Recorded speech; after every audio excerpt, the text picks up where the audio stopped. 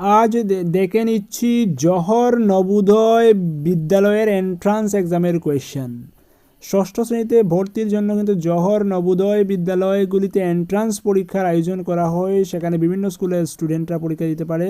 তো আমি যে কোয়েশ্চনটা নিয়েছি ত্রিপুরা থেকে নিয়েছি, জহর নবোদয় বিদ্যালয়ের এন্ট্রান্স পরীক্ষার কোয়েশ্চন, বাংলাতে রয়েছে কোয়েশ্চনটা। তো বলে নেই, জহর নবোদয় বিদ্যালয়ের পরীক্ষা হয়েছিল এপ্রিল মাসেই, সময় থাকে 2 ঘন্টা, নাম্বার থাকে 100, প্রশ্ন থাকে 80টি প্রশ্ন। কী কী বিষয়ের উপর থাকে দেখুন, যে মানসিক যোগ্যতা পরীক্ষার উপর থাকছে 40টি প্রশ্ন, সেখানে 40টা প্রশ্নে মার্ক থাকছে 50 মিনিট। গণিত থেকে থাকছে 20টি প্রশ্ন, 20টি প্রশ্নে মার্ক থাকছে 25। ভাষা পরীক্ষার উপর থাকছে আরও 20টি প্রশ্ন, সেখানে 25, টোটাল 80টা প্রশ্নে 100 মার্ক। তো পরীক্ষাটা হচ্ছে 11টা 30 মিনিট থেকে 1টা 30 মিনিট পর্যন্ত। আবার দিব্যাঙ্গ পরীক্ষার্থীদের জন্য 30 মিনিট এক্সট্রা দেওয়া হয়ে থাকে। তো আমার কাছে যে প্রশ্নটা রইল সেটা আপনাদের দেখিয়ে দিচ্ছি। দেখুন, প্রথমে মানসিক যোগ্যতা পরীক্ষার ক্ষেত্রে যে 40টা প্রশ্ন করেছে সেগুলো এইভাবে, যে প্রথমে কী লিখেছে, যে প্রশ্ন সংখ্যা 1 থেকে 4 পর্যন্ত প্রতিটিতে 4টি করে চিত্র ABCD দেওয়া হয়েছে। এই 4টি চিত্রের মধ্যে 3টির আকৃতিতে কিছু না কিছু সাদৃশ্য আছে এবং একটি চিত্র ভিন্ন আকৃতির চিত্রটি খুঁজে নিয়ে সংলগ্ন OMR উত্তরপত্রে নির্দিষ্ট স্থানের বৃত্তটি কালো করতে হবে। তো OMR শিটে দাগ দিতে হবে। তো প্রথম যদি প্রশ্নটা দেখি, দেখুন যে RUN NKU RNU রয়েছে, ABCABND কিন্তু RN এবং U রয়েছে, কিন্তু C নাম্বার NKU, তো সেটা হচ্ছে ডিফারেন্ট, সেটাতেই দাগ দিতে হবে।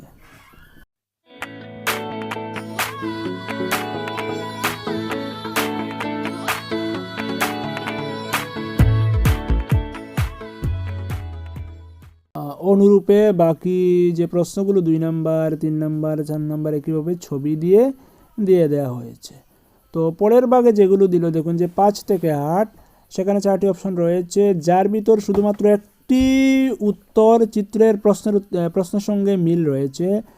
সেখানে হচ্ছে প্রশ্নের চিত্রের সঙ্গে উত্তর চিত্রের একটি মিল রয়েছে 4টার মধ্যে, যেটা মিল রয়েছে সেটাকে দাগ দিয়ে দেখিয়ে দিতে হবে। সেখান থেকে একই রকমভাবে আর 4টা প্রশ্ন করেছে। তারপর ভাগ 3তে দিল, সেখানেও 4টে অপশন রয়েছে। কি বলেছে, যে ABCDকে খুব ভালো করে লক্ষ্য করে সেই ভাগটি খুঁজে নিতে হবে, যেটিকে কোনো দিক পরিবর্তন না করে প্রশ্নচিত্রের লুপ্ত অংশে বসালে প্রশ্নচিত্রের প্যাটার্নটি মিলে যাবে। তো সেখানে প্রশ্নচিত্রের লুপ্ত অংশের সঙ্গে প্যাটার্ন মেলানোর জন্য বলেছে সেটা। তো দেখুন যে 9 নম্বরের অপশন ডি হবে আনসার, 10 নম্বরের অপশন কি সেটা হচ্ছে সি হবে আনসার। তো সেগুলো আমরা কিন্তু বুঝে নিতে পারি। তো যারা এন্ট্রান্সে নবোদয় ভর্তির জন্য পরীক্ষা দিতে চান, এই মডেল কোয়েশ্চনটা দেখালে বা প্রিভিয়াস ইয়ার কোয়েশ্চন হিসেবে এইগুলো কিন্তু দেখালে ওদের প্র্যাকটিস করতে সুবিধা হবে। ভাগ নাম্বার 4-এ কী দিল, 4-এ দিল যে ডান দিকের দেওয়া উত্তর চিত্র ABCD এর মধ্য থেকে সেই চিত্রটি খুঁজে নিতে হবে, যেটিকে প্রশ্নচিত্রের খালি স্থানে বসালে শৃঙ্খলটি সম্পূর্ণ হবে। তো একটা চেইন দিয়েছে, সেই চেইনটা কমপ্লিট করার জন্য ডান দিকের কোনটা বসাতে হবে এমন চিত্র দিয়েছে, সেখানেও 4টা। তারপর যেটি দিল সেটি, যে প্রথম সেটে 2টি প্রশ্নচিত্রের মধ্যে একটি সম্বন্ধ আছে, ঠিক একইভাবে দ্বিতীয় সেটে প্রশ্নচিত্র দুটির মধ্যেও একটি সম্বন্ধ থাকা আবশ্যক। উত্তর চিত্রগুলি থেকে সঠিক চিত্রটি বেছে নিয়ে প্রশ্নচিত্রের স্থানে প্রতিস্থাপিত করলে উত্তরটি সম্পূর্ণ হবে।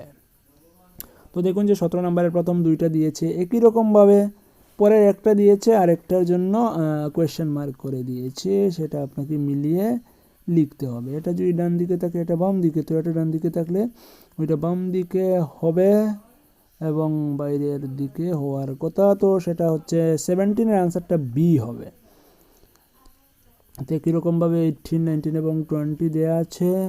তারপরে ভাগ 6-এ কী দিয়েছে, দেখুন যে ডান দিকের ABCDতে দর্শানো হয়েছে বাকি ভাগকে ডান দিকের, আচ্ছা সঠিক উত্তরটি বেছে নিয়ে সংগ্রাম মার্কশিটে অ্যান্সার লিখুন।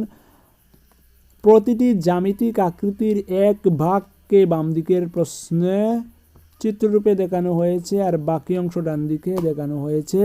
অর্থাৎ এটাও বলতে হবে যে অসম্পূর্ণ চিত্র রয়েছে, অসম্পূর্ণ চিত্রকে সম্পূর্ণ করতে হবে। যেমন প্রথমটা ত্রিভুজ, কোনটা কানেক্ট করলে ত্রিভুজটা সম্পূর্ণ হয়ে যাচ্ছে সেটা করতে হবে। দ্বিতীয়টা যেমন চতুর্ভুজকে কেটে দিয়েছে, কোনটা লাগালে চতুর্ভুজ হয়ে যাচ্ছে, পরেরটা কোনটা লাগালে ত্রিভুজ হয়ে যাচ্ছে, কীরকমভাবে যেমন 22-র ক্ষেত্রে সেটা হবে সি নাম্বার, 23-র ক্ষেত্রে সেটা হবে এ নাম্বারে, কীরকমভাবে হবে অ্যান্সারগুলো, এভাবেও চারটা দেওয়া আছে। তারপর ভাগ 7-এ দিল যে চিত্রগুলো, সেগুলো কি, যে প্রতিটির বাম দিকে প্রশ্নচিত্র দর্শানো হয়েছে এবং ডান দিকে ABCD ক্রমে 4টি উত্তর চিত্র দর্শানো হয়েছে। সেই উত্তর চিত্রটি খুঁজে নিতে হবে যেটির প্রশ্নচিত্র এবং দর্পণ আকৃতির সম্পূর্ণ একই হবে। সেটা হচ্ছে মিরর ইমেজ। যে 25-এ যে কোয়েশ্চেনটা বা যে ছবিটা দেখানো হয়েছে সেটা যদি দর্পণে আয়নাতে দেখা যায় তাহলে মিরর ইমেজ কী হবে সেটা খুঁজে বের করতে হবে। তো সেটার 25-এর মিরর ইমেজ হবে সি নাম্বার। কীরকমভাবে 26, 7, 28 কীরকমভাবে দেওয়া আছে, সেটা হচ্ছে মিরর ইমেজের কোয়েশ্চেন। তারপর 29 যেটা দিল যে কাগজ ভাঁজ করে এমন ছিদ্র করে কেটে ভাঁজ করলে কিভাবে পাওয়া যাবে। এমন মানে হচ্ছে কাগজ ফোল্ডিংয়ের উপর কোয়েশ্চন দেয়া আছে। তো কাগজ ফোল্ডিংয়ের উপর কোয়েশ্চন 4টা কীরকমভাবে দেয়া আছে, সেগুলো খুব সহজভাবে খুঁজে নেওয়া যায়। যেমন 32 যদি দেখি খুব সহজেই আমরা বুঝে নিতে পারছি।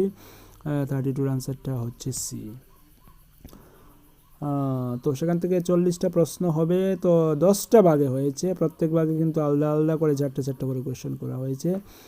তো ভাগ নাম্বার 9-এ কী করেছে, যে বাম দিকের একটি প্রশ্নচিত্র দেওয়া আছে এবং ডান দিকে ABCD আকারে 4টি সম্ভাব্য উত্তর চিত্র দেওয়া আছে।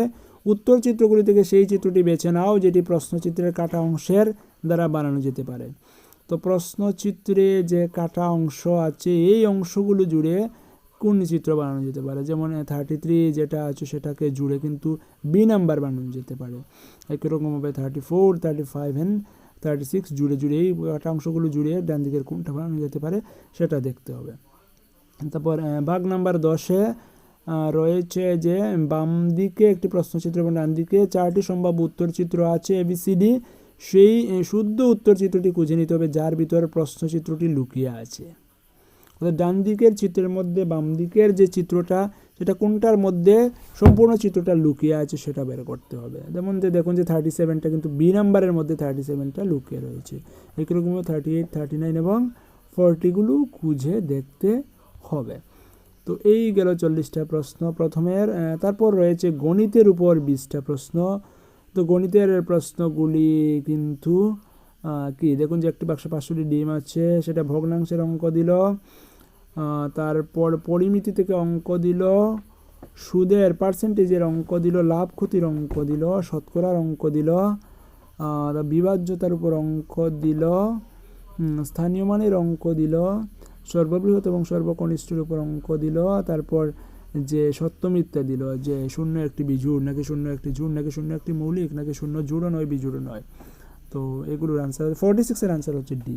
তো বাকিগুলো করে করে দেখা যেতে পারে অঙ্কগুলো। তো সেগুলো কিন্তু খুব একটা কঠিন দেয়নি, আবার ক্লাস 6-এর বা 5 স্টুডেন্টের জন্য কিন্তু এগুলো খুব সহজও বলা যাবে না। তো এই ধরনের কোয়েশ্চন কিন্তু করবে মডেল কোয়েশ্চন হিসেবে, সেটাকে কিন্তু প্র্যাকটিস করানো যায় যারা নবোদয় বিদ্যালয়ের এন্ট্রান্স পরীক্ষায় অংশগ্রহণ করতে চায়। তারপর দেখুন যে যখন -1কে -1 দিয়ে 100 বার গুণ করা হয় তখন গুণফল কত হবে বলে দিয়েছে, সুন্দর একটা প্রশ্ন। তারপর সরল করার জন্য নিয়েছে ভগ্নাংশের যোগ বিয়োগ দিয়েছে, পার্সেন্টেজ, তারপর ঘড়ির উপর অঙ্ক দিল যে দুপুর 3টা বেজে 5 মিনিটকে কীভাবে লেখা যায়। হ্যাঁ, তারপর গতিবেগের উপর অঙ্ক দিল। মানে সবটাই গণিতের সবটা বিষয়কেই কিন্তু টাচ করে করে প্রশ্ন করা হচ্ছে, দেখা যাচ্ছে যে গণিত থেকে। তারপর ভাষা পরীক্ষার উপর যে 20টা প্রশ্ন থাকবে সেটা কিন্তু অনুচ্ছেদ দিয়ে কম্প্রিহেনশন টেস্ট টাইপের কোয়েশ্চেন হচ্ছে, যে অনুচ্ছেদ দিয়ে দিল, ওই অনুচ্ছেদ থেকে কিন্তু নিচে প্রশ্ন করলো এবং তার আনসারগুলো দিতে হবে। দেখুন যে একটা অনুচ্ছেদ যদি আমরা দেখি, প্রথমটাই দেখে নিচ্ছি যে ভারত তীর্থযাত্রী এবং তীর্থযাত্রার দেশ। এই পবিত্র স্থান পাহাড় হোক বা সমতল ভূমি, সাধারণত নদীর তীরে অথবা সমুদ্র তটে অবস্থিত।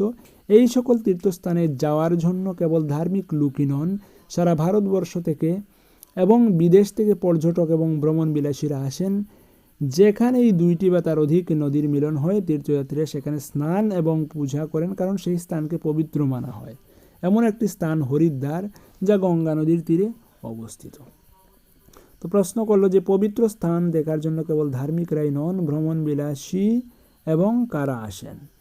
তো দেয়া আছে সুন্দর করে যে পবিত্র স্থান দেখার জন্য কেবল ধার্মিকই নন, সারা ভারতবর্ষ থেকে এবং বিদেশ থেকে পর্যটক এবং ভ্রমণবিলাসীরা আসেন। তো ধার্মিক দেয়া আছে, ভ্রমণবিলাসী দেয়া আছে, বাকি রইল পর্যটক। তো 61-এর আনসার হচ্ছে বি। নিম্নলিখিত কোন শব্দটি সাধারণ শব্দের প্রতিশব্দ? সাধারণত শব্দের প্রতিশব্দ, সেটা কি শিশুদের জন্য একটু কঠিন হয়ে গেল না? হ্যাঁ, শিশুদের জন্য সেটা কঠিন হয়ে গেল। সাধারণত বলতে বোঝায় সাধারণ অর্থে বা সার্বজনিকভাবে, কখনো কখনো পরিণাম স্বরূপে। তো সাধারণত নদীর তীরে অথবা সমুদ্র তটে অবস্থিত, মানে তীর্থস্থানগুলি সাধারণত নদীর তীরে অবস্থিত। তো সেটা হচ্ছে কখনো কখনো নদীর তীরে অবস্থিত।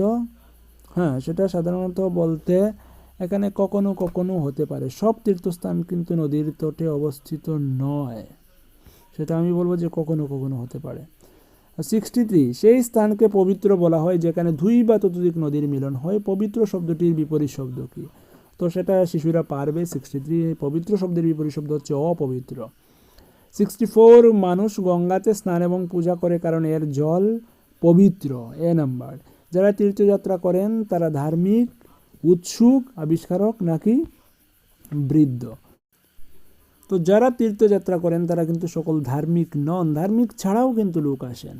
তো বলবো যে যারা তীর্থযাত্রা করেন তারা উৎসুক, উৎসুক যারা তারাই কিন্তু তীর্থযাত্রায় যান। সেটা ধার্মিক হতে পারে, ধার্মিক নাও হতে পারে। তো একই রকমভাবে অনুচ্ছেদ, 2টো অনুচ্ছেদ, 3টে অনুচ্ছেদ, 4টে অনুচ্ছেদ দিল এবং 4টে অনুচ্ছেদ থেকে কিন্তু 5 করে 20টা প্রশ্ন করলো। তো এই ছিল নবোদয় এন্ট্রান্স এক্সাম 2019-এর ত্রিপুরা থেকে কালেক্ট করা কোয়েশ্চেন, সম্পূর্ণ বাংলাতে, যেটা আমি দেখে দিলাম এবং ভিডিওর ডেসক্রিপশনে আপনাদের ডাউনলোড করার জন্য লিঙ্ক দিয়ে দেব। তো যদি সেই কোয়েশ্চেনের সলভ আনসার আপনাদের চাই, অবশ্যই কমেন্ট করে বলবেন। সেই কোয়েশ্চেনটাকে আমি সলভ করে পুনরায় একটা ভিডিও বানিয়ে PDF ফাইল দিয়ে দেওয়া যাবে যদি প্রয়োজন পড়ে। তবে তো যদি নবোদয় পরীক্ষার জন্য প্রিপেয়ার করতে চান শিশুদের, তাহলে মডেল কোয়েশ্চেন হিসেবে ওইটাকে দেখাতে পারেন। এতে আপনার শিশুটির অবশ্যই উপকার হবে ওর পরীক্ষার প্রিপারেশন। তো আজ এখানেই রাখছি, ভালো থাকবেন, ভালো রাখবেন। Stay tune with SM Dean tutorial. Thank you.